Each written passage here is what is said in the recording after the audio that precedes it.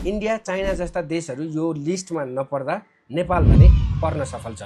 Australian home अफेयर्सले Australian ME app ल्याएसँगै अब तपाईँले आफू रहेकै स्थानबाट आफ्नो मोबाइलबाटै बायोमेट्रिक्स दिन सक्नुहुन्छ। बढीमा 5 मिनटमा तपाईँको बायोमेट्रिक्स सकिनेछ। न यसमा तपाईँको पैसा खर्च हुन्छ न त समय नै खेर जान्छ। के हो त प्रक्रिया? बायोमेट्रिक अपडेट गर्नको लागि जम्मा 4वटा स्टेपमा तपाईँले आफ्नो बायोमेट्रिक अपडेट गर्न सक्नुहुन्छ। सबैभन्दा सुरुमा आफ्नो मोबाइलमा अस्ट्रेलियन एमई एप डाउनलोड गर्नुहोस्। त्यस पछाडि एपको निर्देशन अनुसार बायोमेट्रिक इन्स्ट्रक्सन लेटरमा दिएको भिजा लजमेन्ट नम्बर VLN स्क्यान गर्नुहोस्। तेस्रो नम्बरमा तपाईँले आफ्नो पासपोर्टको डेटा पेज र चिप स्क्यान गर्नुहोस्। र चौथो यो फाइनल स्टेप तपाईँले आफ्नो फोटो खिच्नुहोस्। यति गर्दा तपाईँले बायोमेट्रिक अपडेट गर्ने प्रक्रिया पुरा गर्नुभयो। अब यति गरेको 24 घण्टाभित्र तपाईँको एमई अकाउन्ट अपडेट हुनेछ। तपाईँले एकपटक अस्ट्रेलियाको भिजा अप्लाई गरिसक्नु भएको छ र पुनः अप्लाई गर्दै हुनुहुन्छ भने अब तपाईँले बायोमेट्रिक्स दिनको लागि VFS धाइरहनु पर्दैन। अस्ट्रेलियन होम अफेयर्सले आधिकारिक रूपमा 47 वटा देशहरूको सूची निकालेको छ जसले अस्ट्रेलियन एमई एप प्रयोग गर्न सक्छन्।